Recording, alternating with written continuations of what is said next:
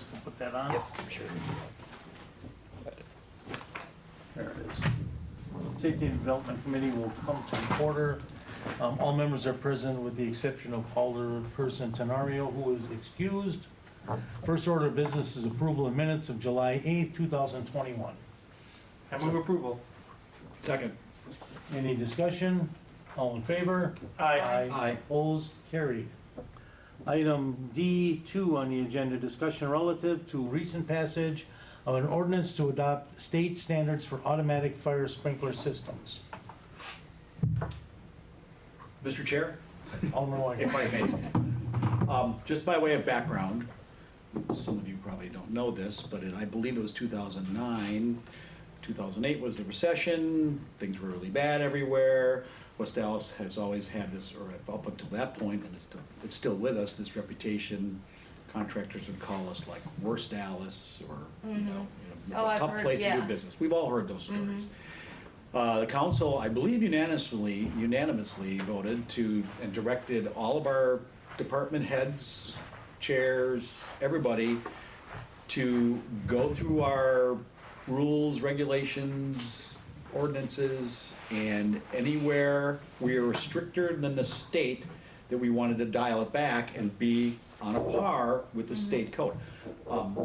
And I have, I think we all supported that, and over the next, period of, 18 months to 2 years, I think variously department heads and chairs came forward, and like, we're gonna change this, bring it in line with state code, and we kind of thought we were all done with that. Apparently, we were not. We did have this fire sprinkle code, at what point a business needs to be sprinkled relating to its use and or the amount of remodeling going on. I sponsored a resolution and it passed the committee unanimously a week ago, and it went to the floor and we all 10 voted on it, with the idea that this is what we wanted to do. At that committee meeting, Chief Pooler came, I would say at the 11th hour, but it was the 11th hour and the 59th minute and the 59th. He actually came with an amendment to change it. And I think the verbiage has to do with when do we require it. The idea, right, so right now, the state code is maybe a little vague, and maybe it's vague intentionally, that says when a building is remodeled more than 50%, the certain type, the certain use of building, it has to be sprinkled, okay? Well, what does remodeled 50% mean? Does that, to me, here's the questions, and this is what's worthy, I think, of a discussion. I mean, if it's a legitimate thing that we should be dealing with, does that mean 50% over the life of a building? Okay, does it mean 50% in any single remodel job? Does it mean 50% in a calendar year? The argument I think that the fire chief was making was that it should be the life of the building. Otherwise, people will, quote, get around it by doing 25% this year, 30% next year, And, if that's what the state intended, I believe they would have said that, I hope, or, I guess I don't know. But even if we're gonna say it's over the life of a building, how are we gonna manage that? Are we someone, whether it's bins or the fire department, gonna go to all of our unsprinkled commercial spaces, see how much remodeling has been done so far, and then assign a number to it? So, well, this building's already a 42, so from now on, in perpetuity, it can only get 8% more remodel, okay? If that's something that we're going to do, then that is something we should tell everybody that what we're doing, okay?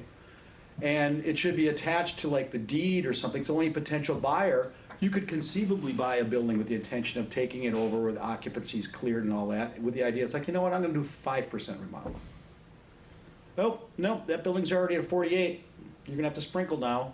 And sprinkle can be tens of thousands of dollars, or I hear numbers like 80 or 90 or more. depending on the scope of the building, the street, you most typically have to bring in a whole new water feed. And if we're gonna do that, if we're gonna do all that, that completely defeats the idea of we don't wanna be stricter than the state code. And the reason we don't wanna be stricter than the state code is we don't wanna put West Dallas at a competitive disadvantage to our neighbors. I firmly believe that if this life of the building rule was meant to be, in effect, it would have been put in writing in the state code. And that's why I don't believe, and okay, let's go back to, let's say 50% of the building. Let's say I remodeled, take my bar and restaurant as an example. I remodel my dining room and I do a 40% remodel of the dining room, okay? Well, guess what? There's a new craze now and everybody wants to bring back bucking bronco, urban cowboy thing. I remodeled my dining room again, another 40%, okay?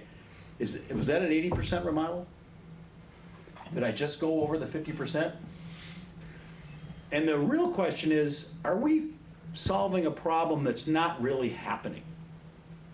Okay, do we have building owners or business owners that are getting around this 50% rule by doing 30% this year and 30% next year and 30% the year after? Does anybody in this room, I'll ask this Tom, more senior than me, has the fire department ever said, hey, this guy's getting around the 50%? I've never heard of anything. I've never heard of that either. Okay, so that's my take on the 50% rule. You know what? To me, yeah, maybe there is a point at which buildings need to be remodeled. But I would see there's got to be some point where the amount of remodeling, the meter gets set back to zero. And maybe that changes with an owner, the new owner, so any individual owner. Okay? And we look at owners, we've had cases on License and Health where we've had an owner in trouble and he's tried to sell the business to his girlfriend or something. And we're able to suss that out and keep that from happening. So again, if I own my business and I do 40% this year, oh man, I'd really like to do another 40%. I'm gonna sell it to my nephew or something, and nothing really changes. That's where I think we can suss out that legit, ownership change. The other thing that I think we need to talk about is, I don't think any of you saw this. This was an email that, and I'm sorry I was I highlighted, this was an email that Zeke Dabrowski from our fire department sent to an applicant on this very issue today. I have more copies. Yeah, that's one. I highlighted the pertinent point. I was kind of hoping that Chief Pooler was going to be here today. Okay. Yeah. So apparently, when we change the fire code, the change isn't effective immediately. We have to tell the state we're changing the fire code, and they have 120 days to review the change to see if they're okay with the change. Now, in as much as the verbiage in our what passed last week is I think it says exactly in line with the state fire code. I'm not sure why we're holding up an applicant on this right now for another 4 months. This is strictly our requirement, not the state requirement that they review it? This is the state's requirement. So the state requires that we send our ordinance change to them to approve? Yes. But we're going to a code that's already adopted. But we're not. We're bringing our code exactly in line with the state. I understand that. So, Right. so the question is, okay, and I see this all the time. And when I was on License and Health, and if we had, like a site and landscape plan review, I would always ask, an applicant, how onerous is this going to be for you? Okay. In this particular case, which was what brought this to my attention, the fact that we were more onerous than the state, she's already paying rent on a space that she wants to expand into. Okay. And another 120 days is before apparently our staff will even review her plan, is, that's 4 months of rent. Yeah, Yeah, absolutely. I don't know what her rent is, doesn't matter. but, I think we oftentimes, we've all gotten the call, hey, Mr. Alderman, the building inspector is on the plumbing inspector, but I have never said, let's not enforce the code. I said, you want me to tell the guy not to do his job? But when clearly this should have been passed 9 years ago, Right. okay? When we directed whoever the chief was then to dial back our code to come in line with the state code. Well, except Alderman Weigel, if you'll remember, a few years back, I think it was Alderman Narlock introduced a proposed ordinance to do just that, and it was turned down by the council. I thought we passed that. No, we didn't. It was to amend the sprinklers, and we did not pass it. We did not pass No, I it. remember Marty King was in here from the fire department. He was the inspector at the time, arguing against passage of it, and it was defeated. Yeah, see, I'll defer to you on that, but why do we want to be stricter than the state code? Is the state code not safe? You know, Yeah, it's fine. I guess, I don't know what, I'm glad Cale's here. You know, the idea is that can we not enforce this 120-day delay? And can we direct the lieutenant, the fire, Bureau of Fire Prevention to direct Shelley, our plan reviewer, to get on this? So this business owner who wants to expand their existing business in the downtown can move forward. So a lot packaged into that question. One, the 120-day thing is a state requirement that anytime anyone amends their local fire sprinkler code, it has to be approved by Department of Safety and Professional Services. That would make sense normally if we were actually amending it to some other substantive provision that was different from the state. They have to confirm a few standards in state law to make sure that it's legal. This is a complete repeal of local standards, though, and so I don't think there's going to be much for the state to review, and I think it will be simply passed forward very quickly. However, that 120 days is still out there, and I don't know when the state will respond. So technically, it still remains in the books until the state moves forward. As far as your question on enforcement, it goes down to the old separation of powers doctrine, where this body creates the laws but does not enforce. The fire department enforces but does not create. And so it is on the books. The fire department, as the executive branch, does have the discretion to decide whether to enforce or not enforce a law like this. It's on the books. I can tell you that from a prosecutorial standpoint, I would be part of the executive branch.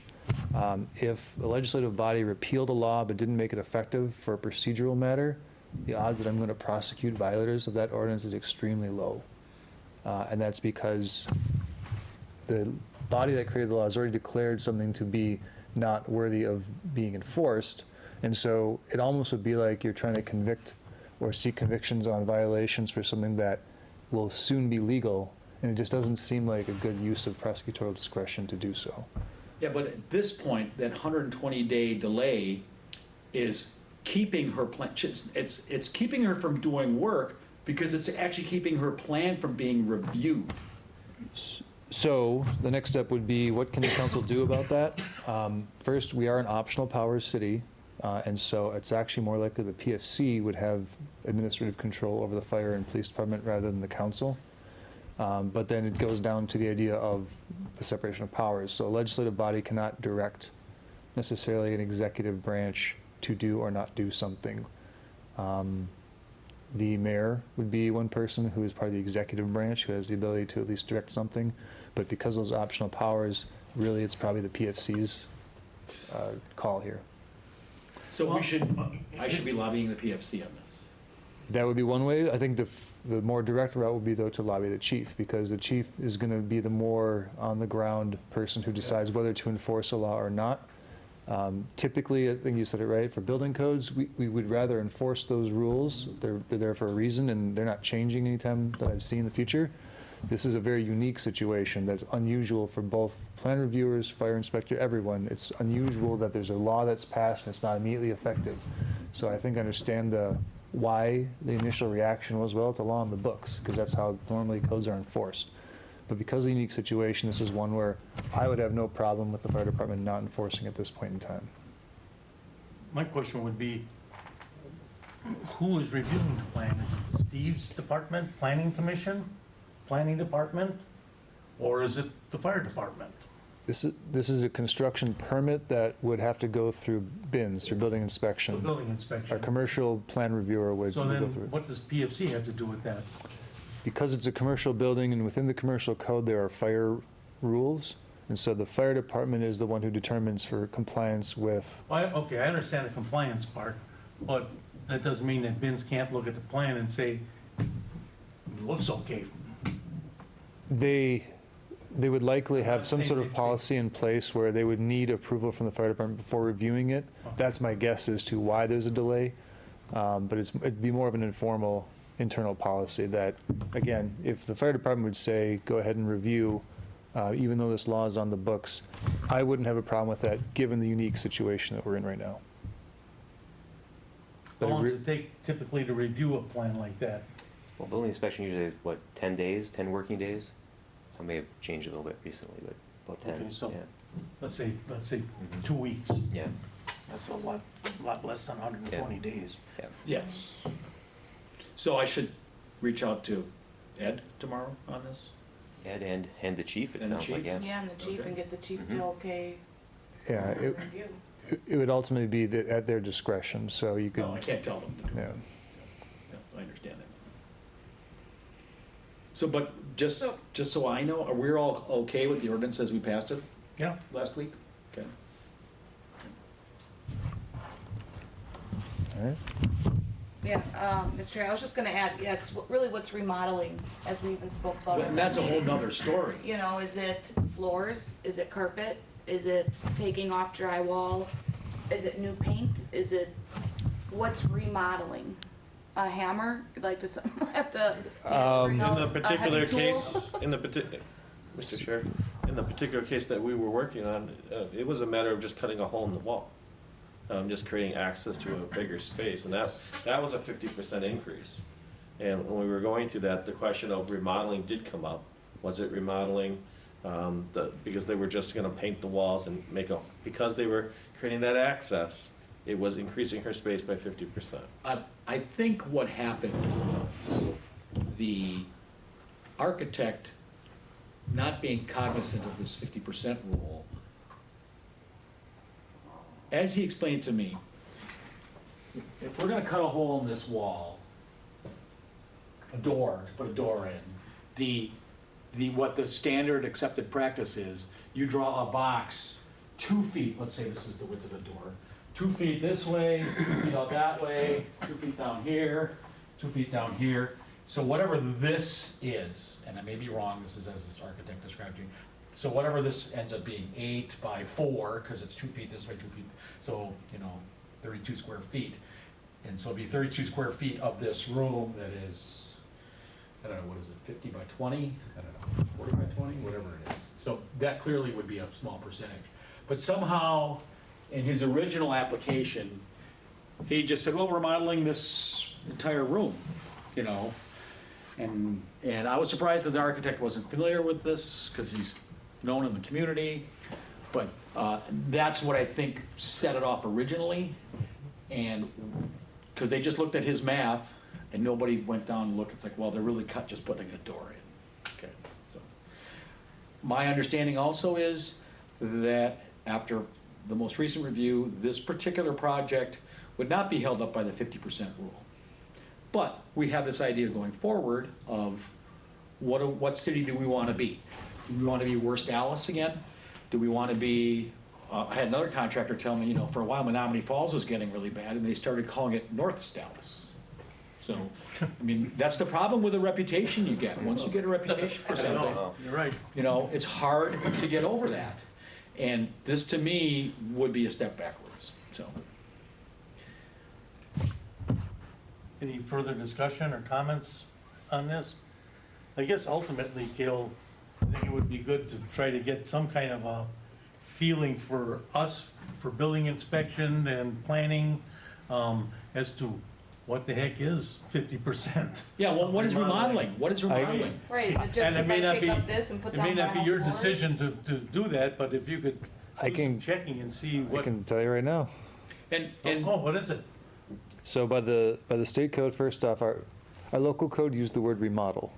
Remodel is not a word recognized in the international existing building code, which caused confusion on a different level. Okay. The way that the state code works is they adopt the IEBC, and that uses the phrase work area. Work area is basically any alteration within a certain area. An alteration is also further defined, so there's a very set way of defining it. And so remodel caused its own problems. That's where you're talking about carpet and paint and things like that. Well, that would be probably a repair under the state law, so it wouldn't be necessarily an alteration, because repair is separately defined to essentially maintain a current facility. Alteration, you change the actual layout, or Cutting you a door. change something. Cutting a door. That's an alteration. And in addition, is something totally separate, where you're increasing square footage. So you could use the terms in the state law, from what we didn't do that, though, in our code. So that caused confusion. But the actual code says the work area exceeds 50% of the floor area. So the calculation you just ran in that example would be approximately what it is what is the work area? What is the area that's under renovation? And then you take that as a percentage of the total work area. So like in this case, it would be either a change in use, or depending on, there's a few different ways in which sprinklers are required, but either a change in use or exceeding a certain square footage of floor area. If you then have 50% of that larger floor area that you're altering, then that would what's triggering a sprinkler. The concept of doing something only a certain percentage and then doing it later,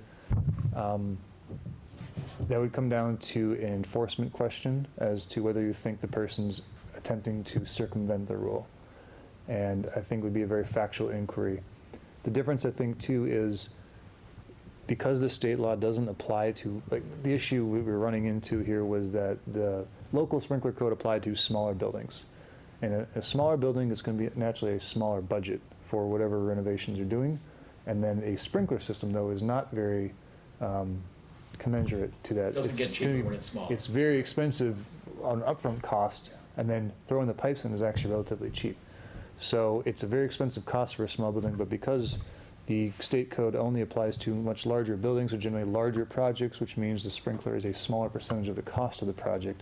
So I don't think you're going to have as much of an issue with people getting cute with that 50% rule as you might think, because it's going to be naturally part of the process. Someone who's operating a larger building, And McDonald's comes in, does a someone's going to operate a larger building is less likely to have an incentive to do this 48%, 48%, Doesn't come in. 12 months apart, hiring 2 contractors, having half a building built out and still trying to be open for 12 months. It would be a much more of a larger problem for their business likely than it'd be worth. Plus, once they get the sprinkle in, they probably get lower insurance and other things that would help them with the cost. So, and they have a larger budget to start. I don't see it as being a significant likelihood. If it comes up, we'd handle it case by case, but that's the way it works right now. That's how I interpret it. Should we be updating our ordinances to remove the word remodeling?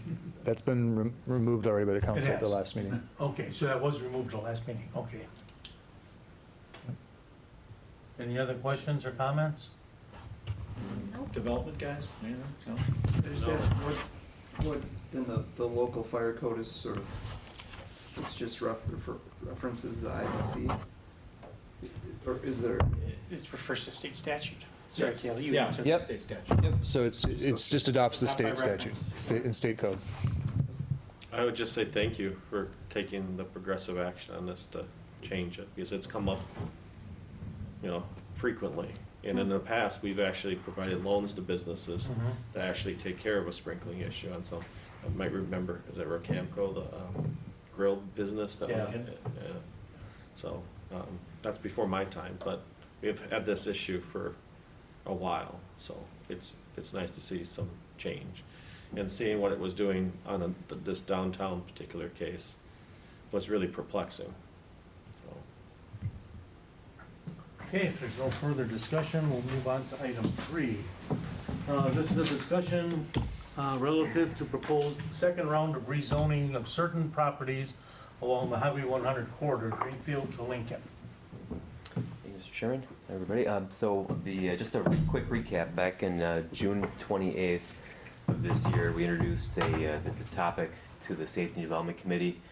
And since that time, we started with our first round of outreach to property owners of the Highway 100 corridor. That initial letter went out on the 28th of July. Reached out to roughly about 50 or so property owners along the corridor between Lincoln Avenue south to the South City limits in that first round. We had an open house for property owners at the August meeting, an August informational meeting here in this room. We only received one property owner came in to see us that night. There were some other calls that we had received, but really no objections to date. And then what we're doing tonight is pretty much reporting back to the Safety and Development Committee, and then also introducing our round 2 schedule of rezonings. So to date, we haven't put this on a planning commission agenda yet. We've just sort of briefed the planning commission on what we're doing, but we haven't asked them to act on it just yet, nor have we scheduled a public hearing before the council. So we just want to brief you all first, and then you can direct us to proceed as at will. So this is, again, just sort of recap of the first round from Cleveland Avenue South. We're looking at properties, everything south of Cleveland here. So this is the Office Max, and Aspen Dental is up here in the corner now. The parcel lines aren't shown on that yet, but the former Blaze Pizza, now Spectrum, everything south of National Avenue.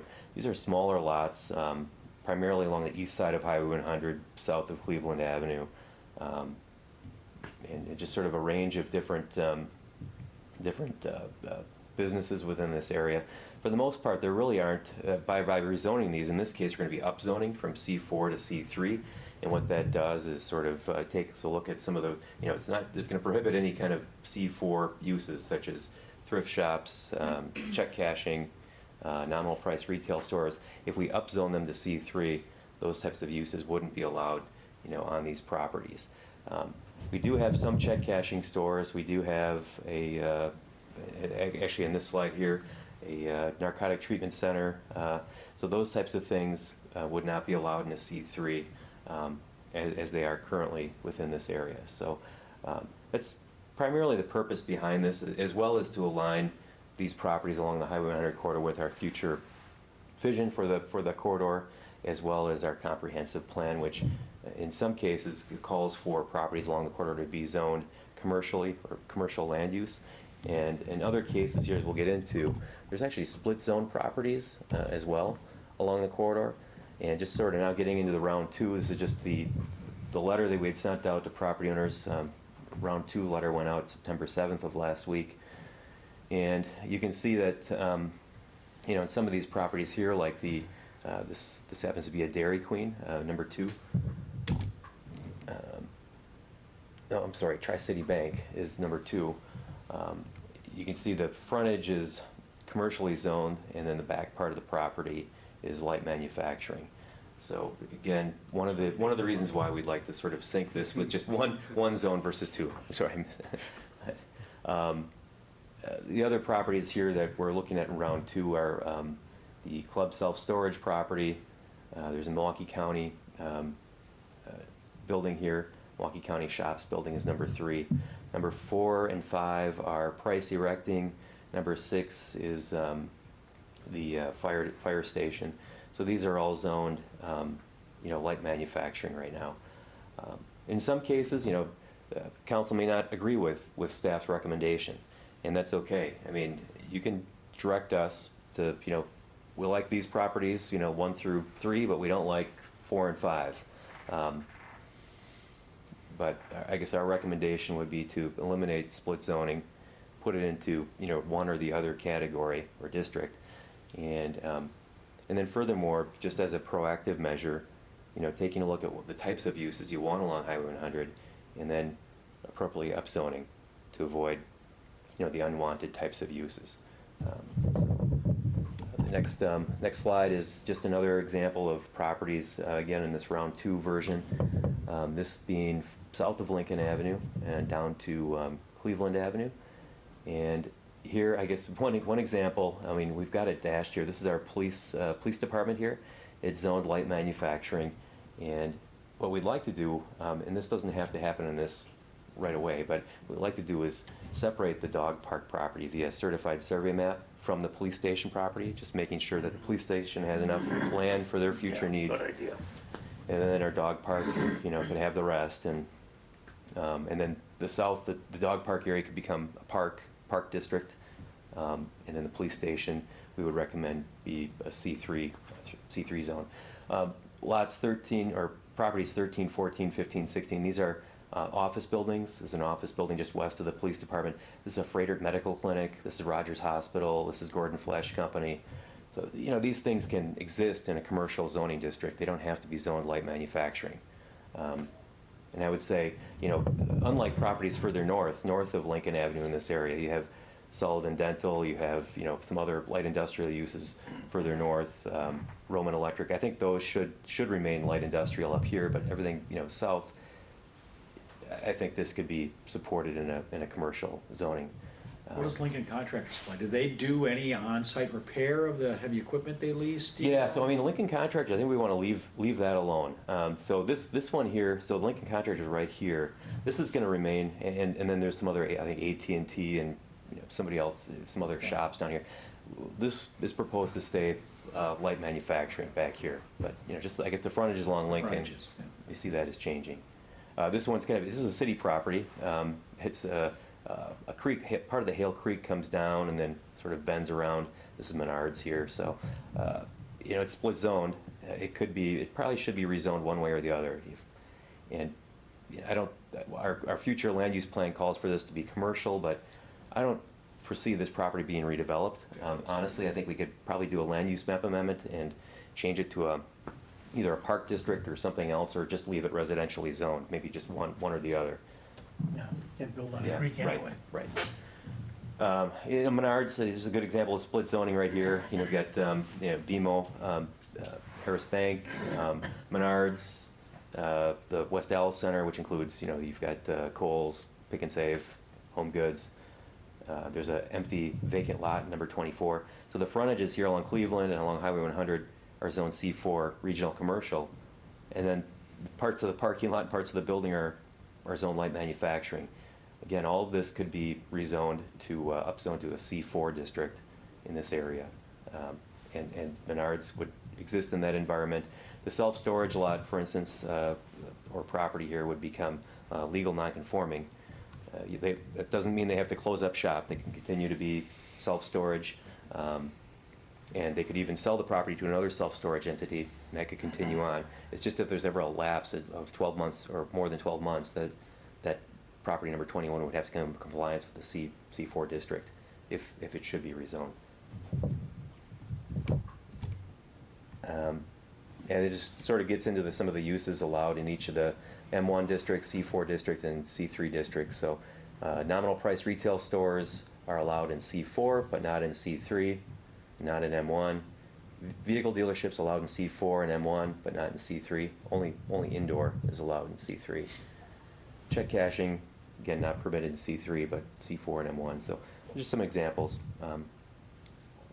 What else do we have in here that might be pertinent? Medical clinics are allowed across the board. Hotels allowed across the board through all of these. I think C3 still does a pretty good job of accommodating, I think, uses that we'd like to see along Highway 100. Only be taking, you know, being a little bit more strategic about what we don't necessarily want to see in some areas of the city. So next steps, we sent out the round 2 mailing to property owners, about 25 property owners, and between Greenfield and Cleveland Avenue. We're going to host a neighborhood open house here on the 29th. In between now and then, too, we're open, you know, to listen to people if they want to call us or contact us in any way. Happy to explain it to them as well if they can't make the meeting. And then we want to report back to the Safety and Development Committee next month, early on. And then if everybody likes what they see, I guess we could go to the October Planning Commission meeting. And then also, we could also schedule a public hearing. The fastest we could schedule that would be like November 2nd. So, so maybe November 2nd or mid-November. But just wanted to give you a briefing tonight and just let you know where we're at. So, thank you. Thank you. Sure. Any discussion on that or comments? Mr. Chair? Yes, let's proceed. Thank you. Thanks. Item 4 on the agenda is a discussion on proposed court amendment to the development agreement between the City of West Dallas and Cobalt Partners for South 70th Street corridor. Patrick? Just one now, Patrick. What now, all right? This is part of the closing for the new market tax credit structure. Good thing is, and as I will tell CDA here shortly, is that the calls are ongoing. Their goal is to close before the end of the month on the new markets and the financing for the Home 2 Suites. The good thing today is I got an email asking when we can schedule groundbreaking in October. So they want to start moving right away. That's a positive sign. So in order to get there, part of the structure, there's three things that need to happen, actually four. First one is, when we did the third amendment, I didn't change the completion date. I kept it at March of 2022. And they want to see that changed to a reasonable opening date. It'll take close to over a year to build the hotel. So the June 30th of 2023 has seemed reasonable. They have it completed by. The big thing here, and Kayla is here to also outline this, is the area of the hotel that you see in this general corner, the purple area or the purple structure, this parcel, they're asking us to waive our repurchase rights. So this is essentially eliminates our collateral position based on the money that we've invested in the TIF district into that area, if we wanted to get this back. But at the same time, there will be a great deal amount of debt put on that parcel, and we would have to overcome that debt in order to get it back, such as if this doesn't perform, or there's new markets that we'd have to pay back, or the regular Waukesha State Bank financing. So they're asking us to waive that repurchase right. And the third is that it's an estoppel letter agreement that we need to just attest that there's no special assessments or charges and no defaults on that, and I would need to sign that. So I put it into a fourth amendment for approval and to get that to the finish line. Kale, do you have anything to add? Does that pretty much sum it up? Yeah, I mean, if there are any questions on the changes to those provisions, happy to answer those. Yeah, I would like to know a little bit more about losing, regardless if it's a debt, losing any type of position on a repurchase, a collateral, prior doing loans, it's, why? So, You can go ahead. the city's in the unusual situation where we're not a primary lender as far as prioritization goes. And so that was always considered to be the nuclear option, where if things were really going bad, at least the city could buy the property back. We would take on all the debts and liens, though, and have to deal with that. So what we're really losing is more the control over the property by having that right to repurchase. It's not as though there's a financial advantage to doing the repurchase under the contract. But all that being said, there are other ways in which the city could secure its interests in a way that wouldn't harm the lenders necessarily, but it would not be through a repurchase, it would be through other avenues, which I don't know how much I want to get into that in a public meeting, but there are ways in which the city could secure control of the property if it was so interested. So If did they things went really bad. They requested for that to be removed, why? It perfects the bank's position, the Waukesha State Bank, and they're buying the tax credits. So it's just for them to have the full- complete control of the site as collateral. Mr. Chair? Alderman Weigel. But if taking it back would cost us money, wouldn't it cost Waukesha State Bank that? So is this really just a Well, technicality? It's About liens and it's stuff? because we're so subordinate to them. We're so far down below. Right, they just don't want they don't want us coming after them, and they have their position that the land is their collateral, they have their money in, and they can take it back for their debt. So that's what they could do. And they don't want us coming to them saying, well, we technically, My assumption is that they don't want the city to assert that repurchase interest and then have to deal with us and that lien. It gets a little messier from a lender's standpoint. So for sure. by eliminating that repurchase right, there's a very clear statutory way in which they'd enforce their lien rights without any complications. Yeah, go to court call today and Yep. deal with one entity, not two. If all goes well, this has no fiscal impact on us. Correct.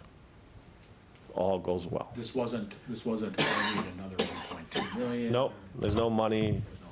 There's This is getting us to the finish line. Yeah. The other nuance on here was that the Common Council and the CDA approved a First Amendment, and it was to move the hotel from here to here. Yeah. And we never signed an agreement for it. but we had a resolution that did it. So now the banks are all asking, well, we have 2, 3, and 4, where's 1? If I So- recall, the change was literally just an exhibit picture. Yeah, it's an exhibit picture. Secret. There was going to be more, but that got married into 2. So that's where that happened, so that was the big amendment. Any That's further it. discussion or questions? Is it just discussion? We don't need to act on it? No, I thought I'd throw it on here tonight so that the resolution will be at the next council meeting. It might save you some time. Thank you. Anything else come before the committee? Motion to adjourn. Second. All in favor? Aye. Opposed? We are adjourned. Thank you, Gail. I'm gonna stay here.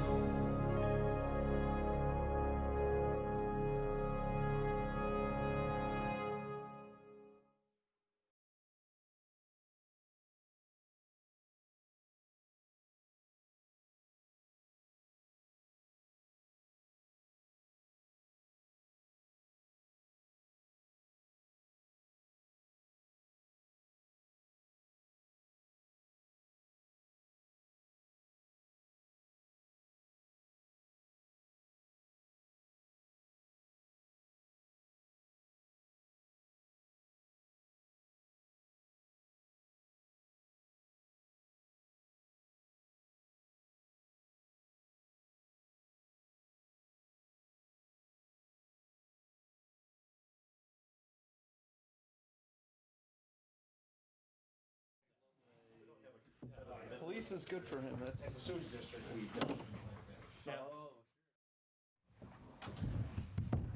Yes. Well, it's a five-man police. We can go. The police department was in the news. I'll call this meeting of the CDA to order. We have a few players here, enough to make a quorum, as I understand it. Correct. Will you call it to order? Will you take the roll call, please? Don Namer, Here. Alderman Weigel, Here. Alderman Haas, Here.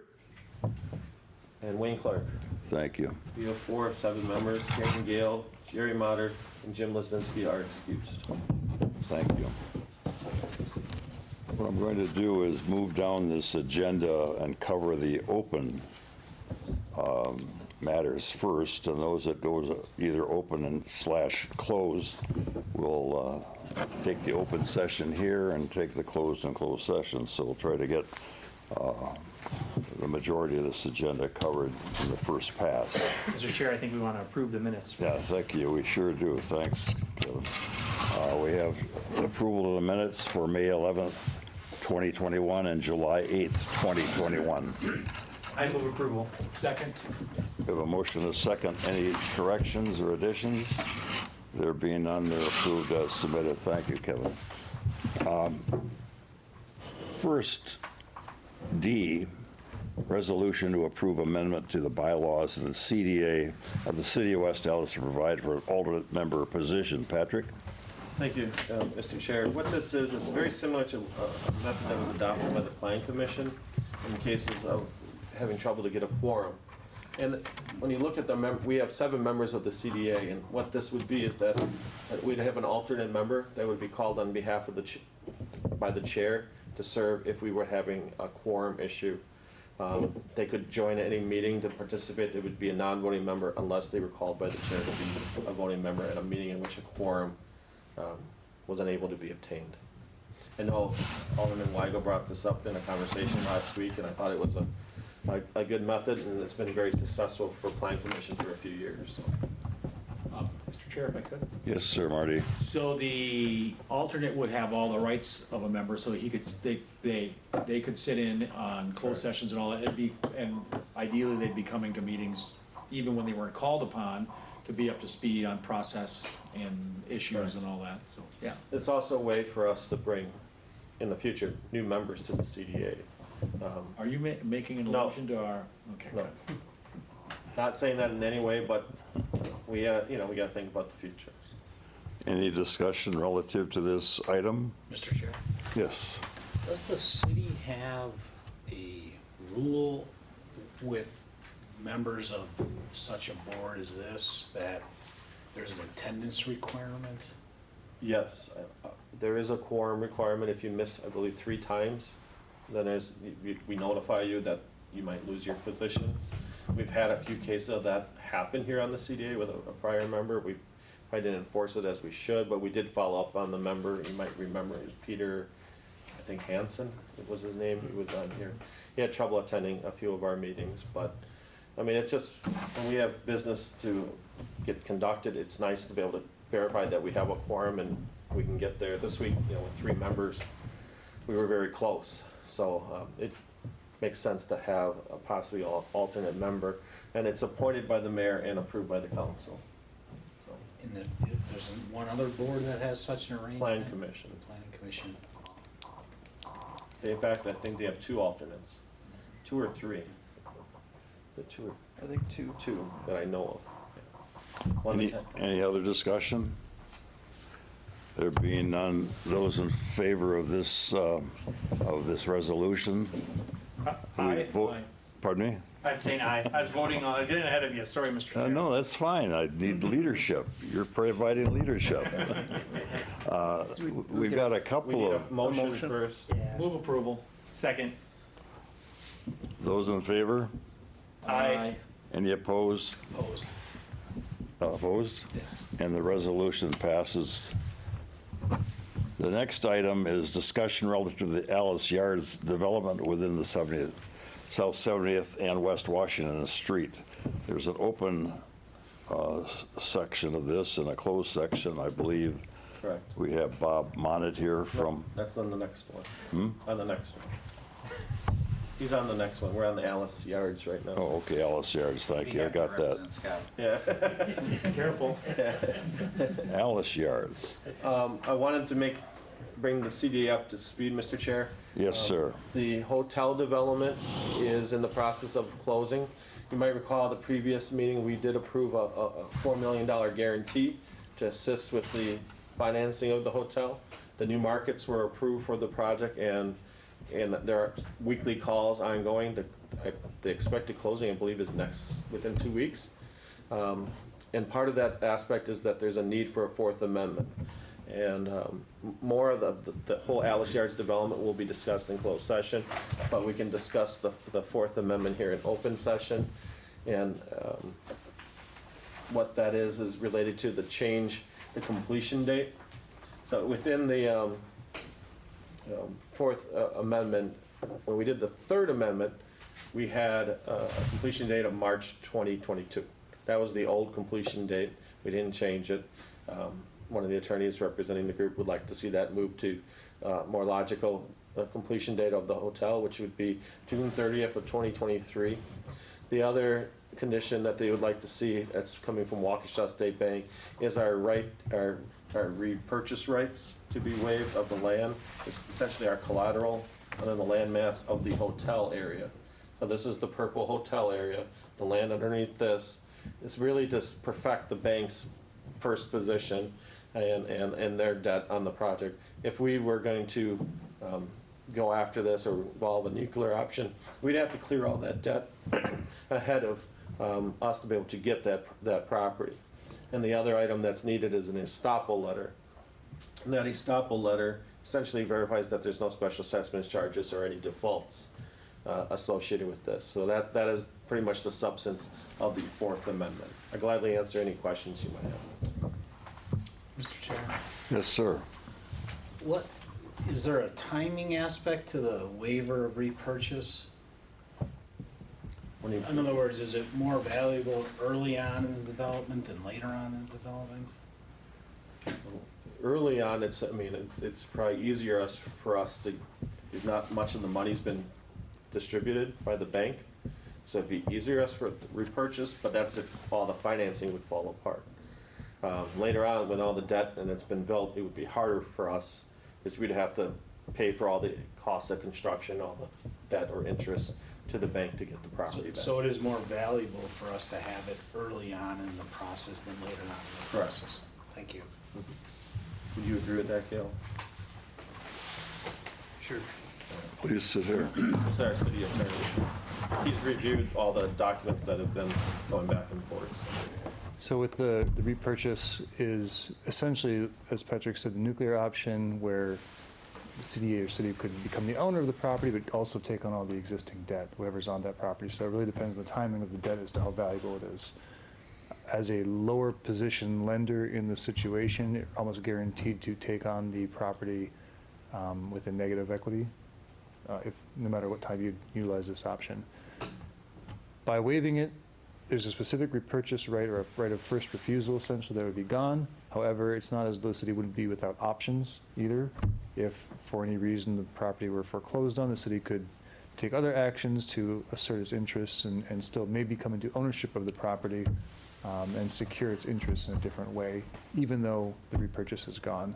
I mean, if we felt it was valuable, that's why we have it. So now we're asked to give it up. I'm trying to understand what the value is of keeping it versus giving it up at this point with amendment number 4. I would agree that it was really, if this wouldn't come to closing and he doesn't move with the development, that we'd have the right to get that land back. But at this juncture, with the commitment of the bank, ability to buy the tax credits, it's moving forward. In fact, they asked today when in October can we have the groundbreaking. So I understand the importance of it as collateral, but at the same time, there's a point to get to closing, and this is one of the conditions that's coming from Waukesha State Bank. I would add that I think the value of it originally was sort of this threat in the background that if you don't complete it, there's a way for the city to take back the asset at any point in time. So that was really the only threat of it. If there was a foreclosure or some other action taken, the city again could find itself into ownership of this parcel, but it wouldn't be quite as direct as the repurchase provision that's in the current contract. So it'd be a less direct route of doing the same thing essentially, but the value, again, was more the threat of it, not necessarily a financial incentive for the city. It was more the, Thank you. Mr. Chair? Yes, sir. And this is strictly about the hotel property? Strictly about the hotel. Nothing else. We'll talk about the balance of the site in closed session.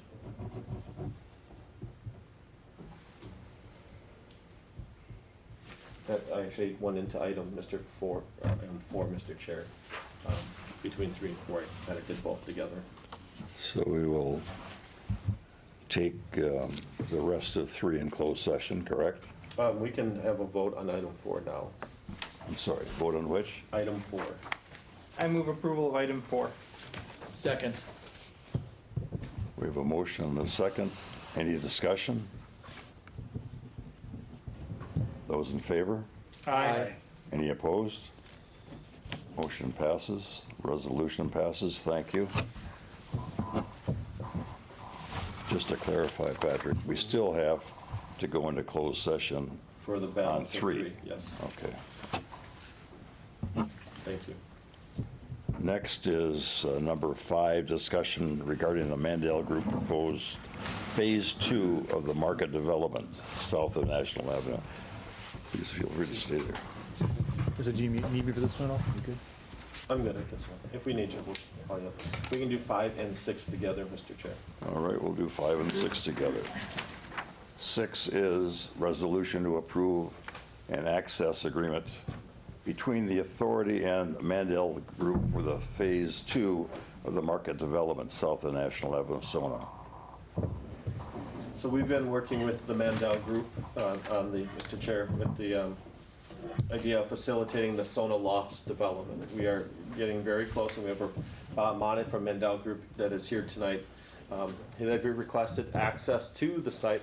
I know we don't have a development agreement yet, but they've outlined terms of a site access agreement in which they would absorb the risk and waive or indemnify the city. You can see some of the terms outlined here. We've done this before. We provided a temporary access agreement to Sona when they were working on the Nona component of the development, in which they moved some soils to the site. The idea with this is that we can start getting the pads ready for development. We are very close in terms of the development terms of the agreement, and I'll invite Bob Monet up to share a little bit of an update on the project and where things are at, and then we'll outline some more of the financial and items in closed session later. Good, Mr. Chair. Good to see you again. I know you're shocked to see me here. I am. Alders, members, how are you all doing today? So we are, we're finally going to develop south of National Avenue. And we have a 4-parcel CSM that you approved last November. We will be developing and undertaking development of 3 of the 4 parcels. The last parcel on Mitchell Street, we're still conceptualizing that parcel with city staff and coordinating with our friends at Higgins Tower for some modifications to their property that will allow them to stay there, expand, and gain permanent access for trucks and the like. So we are ready to go. To say that the last couple of years has been one of the most tumultuous in my career, at least, would be an understatement, but especially on a project that has a major retail component that's food and beverage oriented. This is not a time when you can convince a lot of food, restaurateurs and food purveyors and producers to step up and step out and make a new investment. So it's been quite a journey getting all these people aligned and getting them set up. But we are ready to move forward, and the temporary site access agreement will allow us to enter into a contract with a company called Walbeck. They are a subsidiary of Payne and Dolan, which I think you probably all heard their name or at least driven on their pavement. one or the other. And Walbeck is a turnkey site developer, so they will do mass grading work, site preparation, underground utilities, pavement, curb and gutter. They basically turnkey it, which in this case we thought was the right approach to take because they gave us a lot of very valuable upfront cost estimating and guaranteed maximum price information that gave us confidence in terms of the underwriting, how the entire site could be developed. The site contract is somewhere in the range of $1.4 to $1.5 million of work, and that's only that's grading work and horizontal site work. So it gives you an idea of the kind of transformation that has to happen there, even before we start building buildings. We have, and we really want to get in there and get it going. We have selected the general contractor for the apartments called Sona Lofts. At the end of this week, we will have completed and are submitting a footing, and I think it's the end of this week, we're submitting a footing and foundation set to the city for Sona Lofts so we can start the permitting process. The final full construction set is going to be prepared on October 8th, so we'll be coming in for a full permit pretty closely thereafter.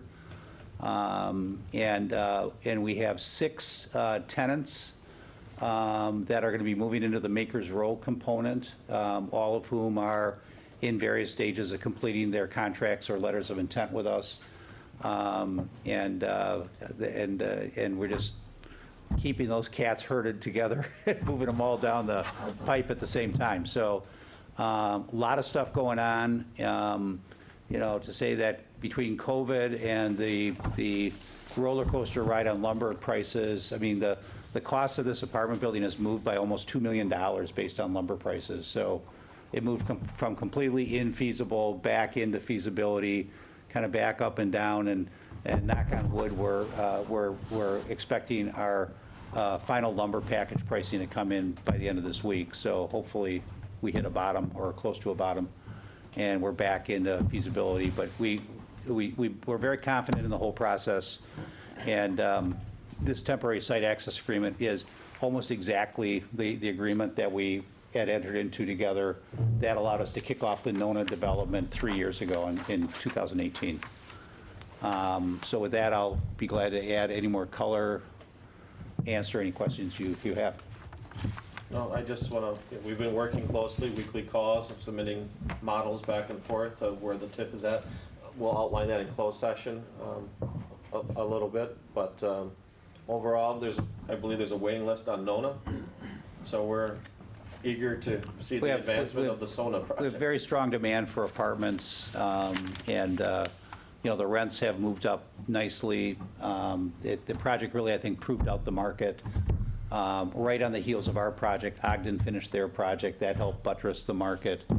And so we're projecting higher rents now on the next phase of development, which creates more value, which results in there being less, relatively speaking, less, but still a whole lot of participation on your part. But it gets better as the market improves. So, that's been the goal all along for that to happen.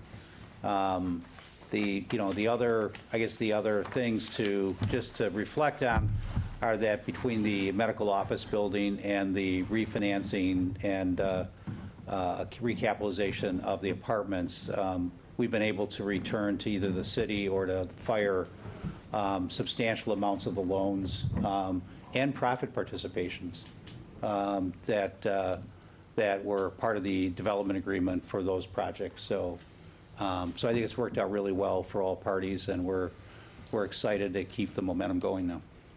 Very good. Bob, on a comparable unit on the north side of National and now on the proposed south side, what are the rents? Well, to give you Patrick and Sean can certainly remember this, is that when we were trying to finance the apartments on the north side of National Avenue, we could not get one bank in the city to accept a rent at more than $1.49 a square foot. So 900 square foot, let's make it easy, 1,000 square foot unit, we could get $1,500 a month for it, let's say. Today, on that same basis, I believe our Sona pro forma, I think we're at about $1.78 to $1.80 a square foot. So we've picked up at least 20 to 25% on the rents. And we found that there's a really kind of an interesting demographic being attracted to West Dallas. A lot of people have turned to this, to the project because they say, well, why, you know, I can rent this Mandel apartment downtown, or I can rent this Mandel apartment in West Dallas. This West Dallas project is really cool, and it's $300 or $400 a month less for me to rent it. Why wouldn't I go to West Dallas? And then you add the entire story about what's going on in West Dallas with all the other development activity and food and beverage and other attractions. And we've attracted this huge audience that, you know, they work everywhere from Racine to Menominee Falls, Germantown, but they're all living here, which kind of gets back to you in the center of everything, branding of the past. See, the center of everything. Who was that? Yeah, let's go with that. So it's all good. I mean, it's worked out just wonderfully. A younger audience than we thought, you know, is attracted, but so the units are designed and sized and modeled for a slightly younger audience in phase 2, because those are the units that went so quickly. We ran out of units in phase 1. We leased, some weeks we leased 12 to 15 units. And they leased so quickly, we couldn't raise rents fast enough to slow it down. And so we said, when we do go to phase 2, we're going to reflect back on the absorption of the first 179 units. Now we're adding another 110 units, so we'll have almost 300 units out there, and they're all going to be at Class A market rents, and Class A construction, finishes, amenities, the whole 9 yards. And now we're going to have this really cool food and beverage cluster right next to it, because if there's one thing that everyone says is, I really want to walk out my door and go in a block or so. I want to have a watering hole. I want to get my cup of coffee and the like. So having this commercial mix is a huge part of the chemistry of fitting this together. So it's pretty. I mean, it's a couple years later than we would have liked to have seen it happen, and probably about a century later than some people would have liked to have seen it happen. But it's coming together almost exactly as we had imagined it back in early 2016 when you selected us. So the pieces are all coming together, and if there's any disappointment, it's been that we never were able to get a grocery store, to locate, but the substitution of 110 more apartments, that is 4 to 5 times more value on the land than a grocery store. So it's going to make the math a lot easier in terms of supporting it. And the grocery industry went through such a bloodbath. I always used to say, when the Centex build a building and they close it a year later, there's something wrong. So anyway, so we're really excited about it, and it's working out beautifully for both parties. And the staff has been wonderful to work with and have done a great job representing the interests of the city. Gentlemen, questions for Bob? Not a question, but a comment. Comment. I can agree with what Bob says. I believe the middle of next month, I'm moving my youngest daughter from her East Side apartment into one of the studios there. There was a bit of a wait list for her. Born and raised here in West Dallas, graduate of Madison. Mm-hmm. Her office is in Madison, but she works from home, and she's looking forward to being there. Great. It's good to hear. Thank you. Thank you. Thanks for your business. Thank you for coming in, Bob. Yeah, thank you. Thank you, Bob. So, number 6. Mr. Chair? Yes, sir. Couple questions for staff. For On staff. this subject? Yep. You want to stay, Bob, in case? No, I'm not going anywhere. Okay. So in the temporary access agreement, under number 1, can you define what at our risk means? At Mandel's risk, I think, right? Yes, that's it. Okay. Man, I took this right from the email from Bob and pasted that in there. I made only a revision, is that everything that they're doing is in relationship to the city approved plans from November 6th of 2020. Okay. And then it talks about encountering debris and removing it properly. Mm-hmm. If the long-term agreement never gets put into place, is the site restored to our specifications? In other words, if they leave, what are they leaving us? The plan is that they're leaving us a graded site with building pads. So to our specifications? Correct. Okay, thank you. We're looking at number 6, which is an open session. We have this resolution, and is there a motion to proceed? Move to approve item 6. Second? We have a motion and a second on the resolution. Any discussion? Those in favor? Aye. Any opposed? None opposed? That passes. Thank you. Number 7 is an open session. Resolution to approve an extension to the letter of intent agreement. And again, open session. Is there a motion to proceed? Just, Discussion. that's an open, number 7's open queue back one. I just wanted to point out that when we had those storms a few weeks ago, the roof was peeled back here. And I want to applaud Sean for quickly getting a contractor out there. And we submitted for insurance, but we had to get the roof fixed. It was just like a big curl put on the front of this building along the metal flashing, and that got all put back in place. So it was a cost that of around $4,000 within my authority that it was charged to the TIF, and we got it fixed. It looked worse than that. Yeah, Did they get a they brought a lift in crane and out took there? care of lift it and quick. just And I have to put it applaud the back? contractor. He even sent us pictures of what they did up there so that we knew what it looked like from up there. We don't have a drone to go out and take a look, you know? They just But, peeled it back, resecured it, and Yeah. then sealed different areas of it. So it was very quickly handled. A quick update on this site, the Kearney Trekker building. As you know, we had a letter of intent with the Whitico Group. Back in October, we entered into that letter of intent with them. And so this is just an update and sort of, to present the new timeline that they've given us and to, get any comments that you may have on it. They've entered into they've added a key co-developer to their team, Alexander and Company. If you've seen some of the work that's been done over at the VA, all that restoration of the residential areas that they restored some of the old buildings and just did an amazing job over there. So they've added Alexander to their team, which is going to help move this forward. They still have their main event user, a solid user in the Milwaukee area that's part of their team. The one thing that they'd sort of been waiting for was this grant for the windows that they had submitted to the DOE. They did not get that grant. The reason that they were sort of waiting for that, it was like a $3 to $5 million thing that would be part of what's about a $21 million project. And so it was just sort of a wait and see on that. So didn't get that grant. We still have, the TIF capacity to be able to assist where that grant would have gone in place. And really, it was sort of a shot. They just took a shot at it and didn't get it. So we just got that update today, and it actually allows us to we were just waiting for the yes or no so that we can start moving on this. So it does give us a clear game plan going forward. So they have updated us the financials and the timeline, and they've met with the planners to understand the whole plan commission council approval process. They've engaged with the architect to sort of start moving on that. So here's their sort of updated timeline.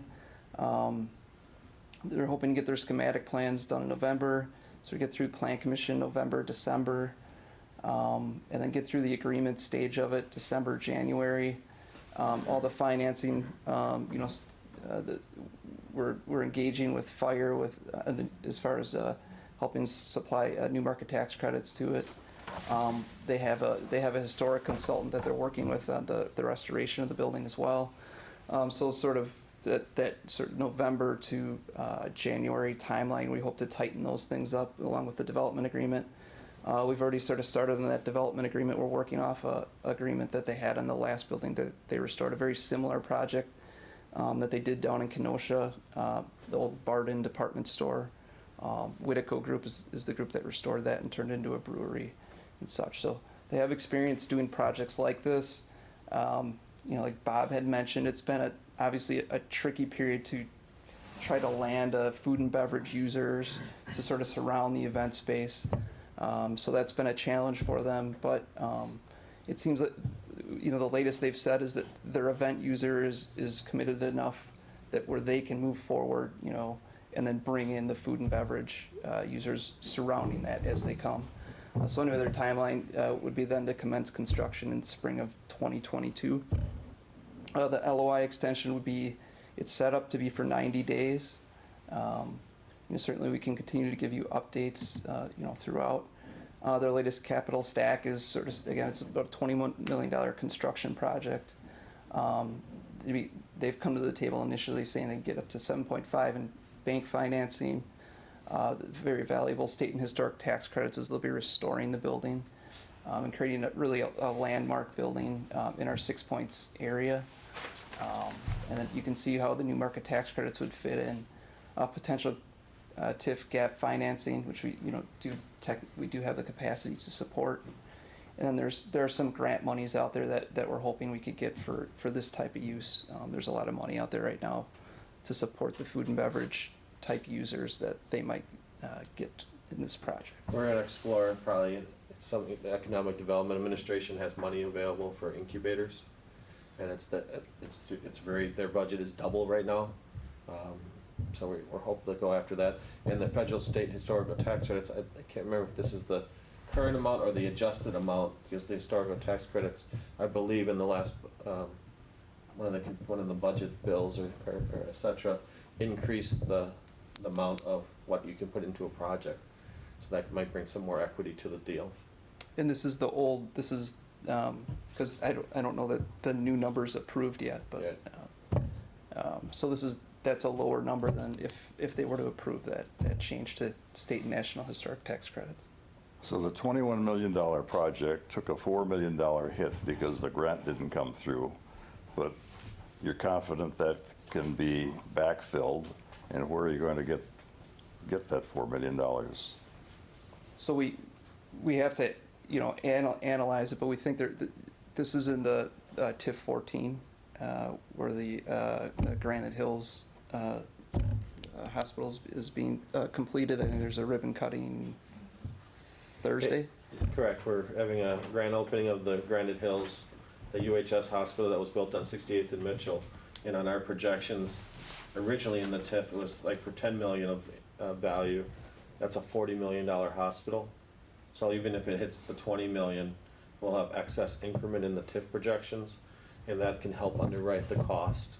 One of the earliest things that's the thing that we have to work through is the food and beverage. It's a build it, will they come type of scenario. So with that, it's harder to get financing to do that, so we have to be creative on how to structure that deal, and that's where new markets and other state programs might be helpful to get us to the finish line. Questions, gentlemen? Mr. Chair? Yes, sir. So everybody I've talked to about this building loves the windows. So there was a building in Bayview that had a very similar look, and when the tenant built it out, they ended up infilling in some places, removing windows. We are talking about keeping the exterior look substantially the same. Absolutely, they won't. That $5 million pot of money is motivating for them to keep those windows, restored as close. They'll look as close as they did back when they. As long as yeah. In fact, if you go over there, they did a test project with the one that they were going after the grant. They put the test windows in, and it actually looks really good. We just learned this today about. If I take a look at it, will I be able to see which one it was? You'll be able to tell Yeah. it's on the east wall, about halfway down. You can see probably they did 6 panes of glass. Yeah, it looks really good. Further discussion about this matter? Is there a motion? I move approval. And we have a second? Second. We have a motion and a second on this resolution. Those in favor? Aye. Any opposed? None opposed. This passes. Thank you. The next open session item is number 10. Thank you, Bob. Thank you. Is number 10, resolution to approve an amendment to a financial real estate consulting services contract with SB Friedman We certainly are taking care of him. I hope Mr. he's helping Chairman? us. Yes? Yes, we have them very busy. They have been reviewing the performance prepared and Eller's models so that we can compare how the deals are performing. I'll actually show you a table of that later. They are reviewing Ogden Element 84 right now. There are some financial issues there that I need their expertise in reviewing in terms of how that project's performing. And we have them reviewing any type of new developments we have. I think at one of the previous CDA meetings, they asked, what outside eyes we have looking at things. SB Freeman, they're out of Chicago. There are outside eyes, and when Mandel changes something, they're running that model to tell us how that's impacting returns and things like that, and what's happening in there. So they help us with the complete underwriting of the financial side of the deals to make sure that we're not enriching the developer, but also protecting the city's investment. I have no quarrel with SB Friedman as such. My issue is who's looking to see if we're getting the best deal by using SB Friedman? Who does that? Who, from the city, looks at our investment in this organization or any consulting organization? As staff, I mean, we know who the players are out there that do this work, and whether it's Baker Tilly or any other accounting firm. These are known in the development community. They also knew new market tax credits as well. They've also, Milwaukee has used them often with the development negotiation with Mandel. So do we have an internal saying, are we getting our dollar for what we invest? I would say it provides us the security that we know that we've looked at these numbers and we underwritten them. They, like if it comes to the developer's personal financial statement, they look at it because then it's not public record. They tell me, yes, that, if their collateral is good and what their situation's at. So, they are very resourceful and very, they provide us good insight on projects, so. When's the last time you went out for RFP, this service? For this service, we've never done an RFP. We went directly because of their expertise. Are there other groups that could do it? Yes, so we could do an RFP for that. That would be your way. Right. I think, relationships are important and having a sense of getting good value. And I guess I would just turn to the city's finance leader and confirm that you're on top of this. I'm not going to be able to add anything to this particular conversation. Patrick is going to be your best resource on whether or not SB Friedman conflict with the city. And why wouldn't you be able to add anything? Patrick is the one working with them the most. He has the most history with them. I have only been here since November, and I haven't worked with other companies at this point. He's been on a few phone calls with SB Freeman just to hear what they're saying, so he understands when it comes to the development agreement.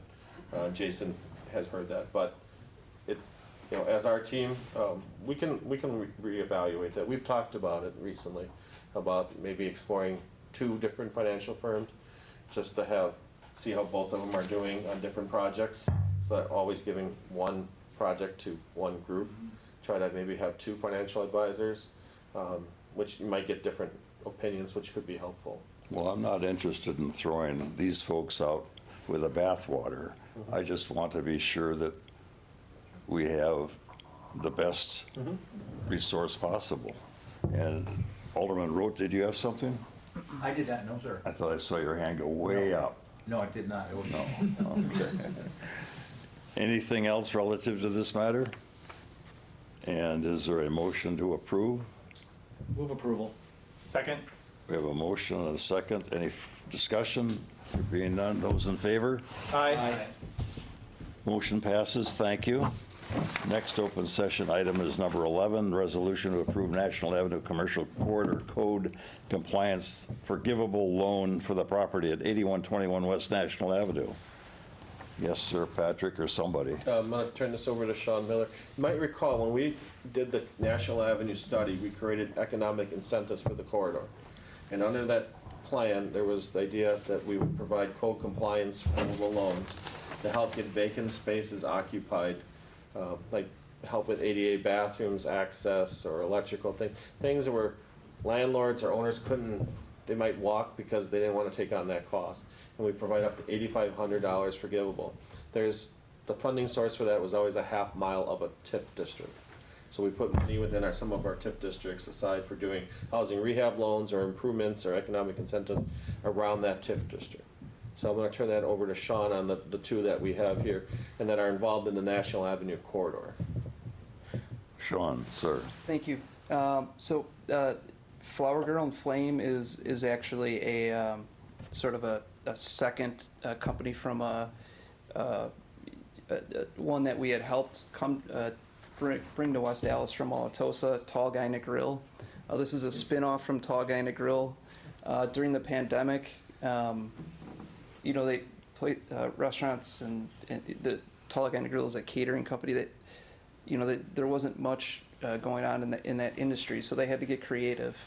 And through that, they found this wood-fired trailer and decided to go for it and invested in it. And in the picture there is Dana Spandit, who works for the owner of Tall Guy and a Girl, Dan Nowak, and she has sort of taken control of this Flower Girl and Flame and partnered with Dan, and it's doing really well. And so they probably about 6 months ago or so were looking for a location to it's been doing so well. They were looking for a permanent brick and mortar location for it, and so they were looking in the Tosa, Greenfield, West Dallas area. We helped find them this location at 8121 West National Avenue, which I think used to be a cat adoption. It just was a kind of a nasty looking, More than nasty looking. smelly space. And I mean, the place doesn't even have a hot water heater. It was very outdated, not up to standards for commercial space that to welcome any types of tenants that we would necessarily want. So this is where that National Avenue program really has come in handy. They did, once they got their estimates together and their plan together. And so that's sort of how we've gotten to this point. They've done a number of improvements to the inside of the building. They've gotten estimates for some of the electrical and plumbing work, and they've completed some work. And so what the National Avenue plan did to allow these incentives to go forward helped attract this business to the corridor. It's right now it's just kind of being used.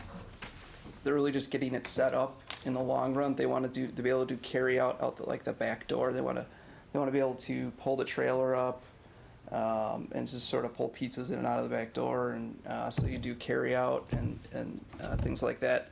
They also want to be able to eventually, in another phase, use the park and just sort of engage the public and just make it a cool area, which was again part of the goal of the National Avenue Corridor plan at the time.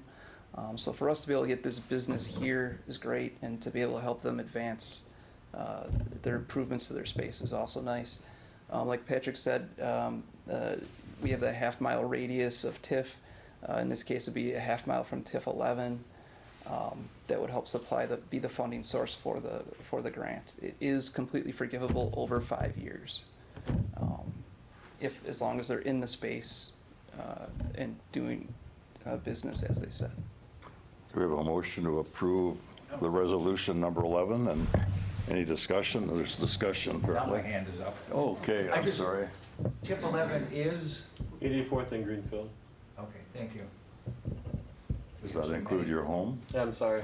No, Greenfield or National? No, mine's really It's Greenfield. 84th and Greenfield. Mr. Chair? Yes, sir. So the forgivability is not tied to job creation, it's just they're there. There is a job creation aspect that actually, I'm sorry, on this one, this is just tied to them doing the work and being there. It is to break down the barrier of getting a space occupied. Oh, no, I understand that. Yeah, that's what it's And for. even if they go away, the improvements It's are gonna stay, and the improved. next tenant, yes, they're It's brick and easier to mortar lease. tenant, they're brick and mortar improvements, and I appreciate that. And I guess I'd like to see whatever we can do to help them get this idea of doing carryout service there.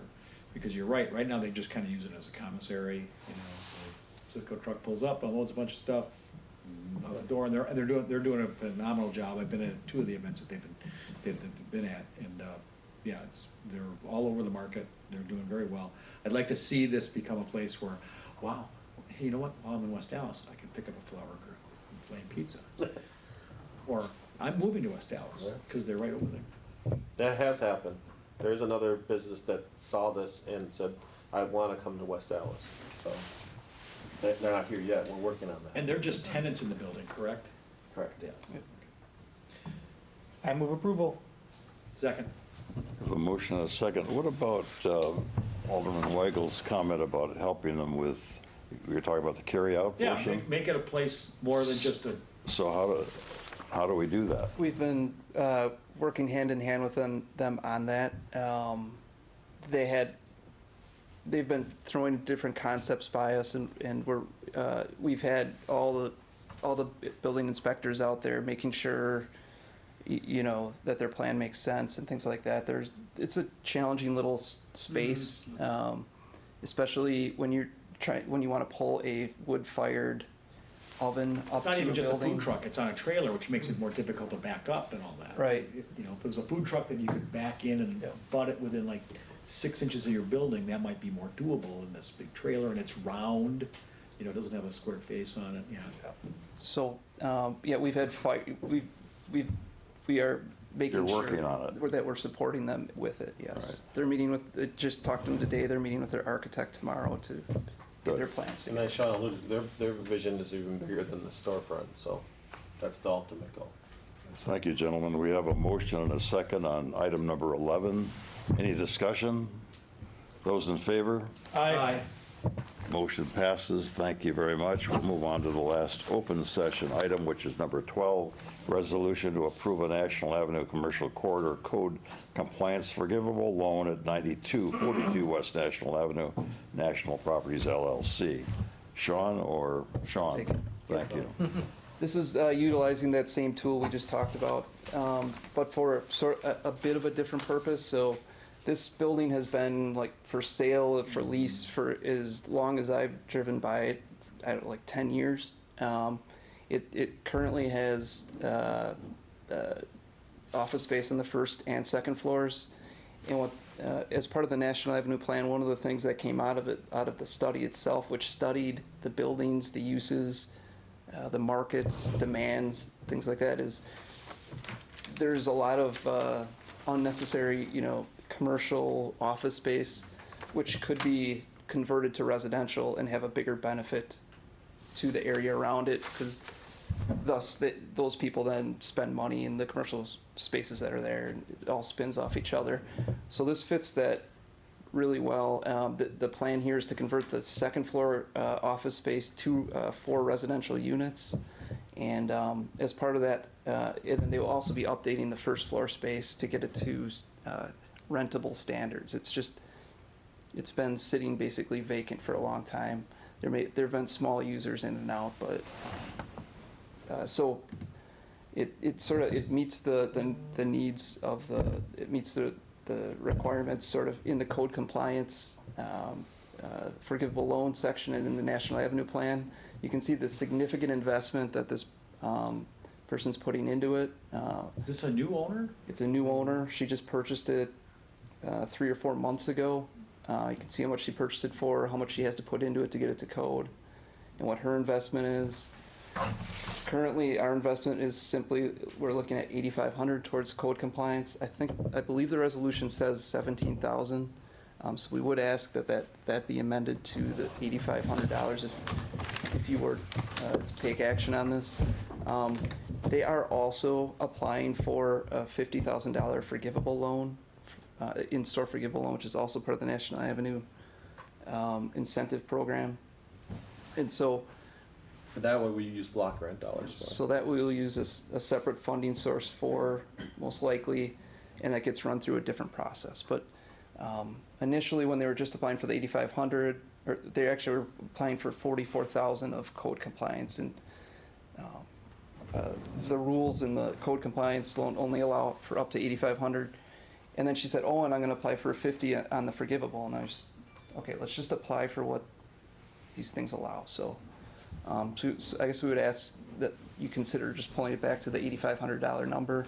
You can kind of see the costs. I know Alderman Weigel in a different issue was talking about, costs of sprinkler systems. She broke it down, what their cost, would be in this case for this property, $61,000 total. 28,000 of that is just to bring in the main line. That's typically the big number, right? And then the sprinkler itself is 28. And then there's a monitoring system. That's about another 4,500. And then there's, a monthly fee for the monitoring system. So that's that cost. There's also many other, there's the drywall costs and the working glass, et cetera. So. What is the amount that's being asked for in this resolution? I wrote the resolution in it. I wrote it for 17, thinking there was 2 storefronts. I wrote it for that they would not to exceed $17,000, but Sean would like to see that reduced to $8,500. So we have to amend that. Yes. Move to amend to $8,500. Second. We have a motion and a second to amend. Those in favor? Aye. That passes. Anything else relative to this resolution? Mr. Chair? Yes, sir. Sean, that National Avenue corridor study predated the COVID issue, correct? Yes. So even then, the corridor was seen as having an excess of this office-y space, the kind of insurance agent kind of. Kind of tweener. Yeah. So, yeah, I think this is a great idea. Excellent, thank you. On to number 13, which is, Approve this item as amended. I'm sorry, I thought we did. No? We just approved the amendment. We need to approve the entire thing as amended. So I move approval. And I'll second. And we have a motion and a second to approve item 12. Is that what we're doing? Yes. As amended? Item 12 as amended. Thank you very much. Any discussion? Those in favor? Aye. Again, thank you for your guidance. Thank you. That motion passes, that resolution. The next item is number 13, consideration relative to report on redevelopment initiatives. This is an opportunity for staff to give us some updates and also for my colleagues to ask questions and probe a little bit. So where are we? Just want to highlight, I think, one under the list, and this is because of the National Avenue corridor. We just did 2, and there's some activity here on this corridor. As we saw, the new dentist office at 7020 West National, we have a ribbon cutting on the 29th for that project, so grand opening of that space. But this is a unique one, and there's actually 2 here actually pictured. One right across from Flower Girl on the right is the candle store that is on 81st and National. I think we're scheduling the ribbon cutting and grand opening of that here in the coming weeks. So we're going to have a lot of ribbon cuttings and openings here at the end of September and October. But the one on the left is really kind of a unique project where a couple is moving into the city from Franklin. And they bought this property to renovate it for their residents and also to create a unique commercial space. I'll let Sean highlight a little bit more about that investment. Yeah, it's an investment probably that we haven't seen in this corridor on a building like this. It's this restoration remodel is approximately $850,000. Again, they would live upstairs, and then they want to get a cool user in the first floor commercial space. So this is to sort of get that space up to code and attract a user, which I suspect we may be coming for a forgivable loan to help assist with. Where is this? Yeah, so this is 5801 West National. It's this building down here. It's almost going to be like a gateway building into our city. So we're excited to see. They had called us when they were looking at purchasing it and asked about what programs we had. And again, it's for that National Avenue program really came in to be able to say we have a facade grant for up to $60,000. It's technically for a $60,000 project, we could do up to $30,000 facade grant. We could perhaps do even more on something like this where it has 2 main facades. So things like that help incentivize people to look at different areas, and so it's just another kind of example of something that's paying off that way. And this candle company is a great user too. This is right across the street from Flower Girl, and again these places kind of spin off each other. Pete's Pops went in to where they went because they saw Flower Girl. They just it makes it easier to invest in an area once you see others doing it. Catalyst, a catalyst project. So the candle company is meant to be like host parties, and then I think you make Dip candles. Do So- they make candles or just sell them? Is it You like make candle the candle, dipping? Yeah, Or pouring casts? pouring or casts? cast, yeah. Do they need a liquor license from us? Do they have one? They got one, so Yeah. thank you. Yes. So a really interesting, unique user that, again, draws people that might not otherwise be in that corridor. Yep, I think that's all we have, Mr. Chair. Then we have the closed session. Any questions from my colleagues? Could you go back to the list of development opportunities? What's C, the market? TIF? That's the Mandel project. Okay, That's called the Market. that's what it was called originally, the market. I think that's it. We'll talk about those in closed session. so. What is the timing for the construction of the first condo at 116th and Morgan? Why did I sense that question? Well, Sorry, I we've been made you go asking back it for to this. 20 years. That's a good question. I think a couple of other dominoes need to fall in place for that to happen, so. What would they be? Questions on how we deal with a DPW facility, I think, an aging DPW facility. Okay. And what services and efficiencies can be gained through any type of new layout. Well, you got 4 council people here, they could pass something and get things moving.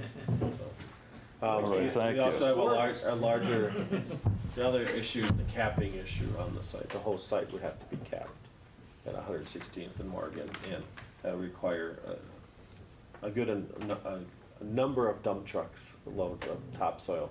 to Okay. cap the site, so. Thank you. Yep. Is that all for number 13? Yes. Then we'll go to closed session. Does somebody have the language to get us into closed I'll read session? it, Mr. Chair. Okay, thank you. For agenda items 3, 4, 5, 7, 8, and 9, the committee may convene in closed session pursuant to the provisions of section 19.851E of the state statutes for the purpose of deliberating the investing of public funds. Whenever competitive or bargaining reasons require a closed session, the committee may reconvene in open session after the completion of the closed session to consider the balance of the agenda. Move we go into closed session. Second. We have a motion and a second. Those in favor? We gotta do a roll call. Roll call, thank you again. Your guidance is just perfect. So somebody's going to call the Don roll. Niemer, Yes. Alderman Weigel, Aye. Alderman Hess, Aye. Wayne Clark. Yes, sir. We're in closed session. Thank you.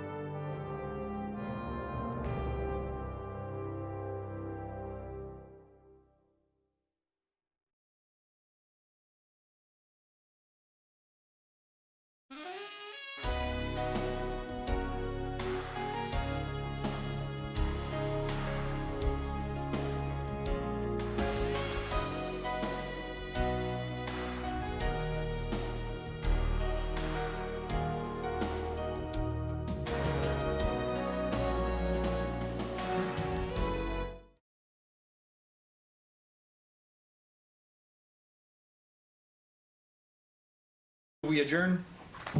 Second. And we have an adjournment. Thank you.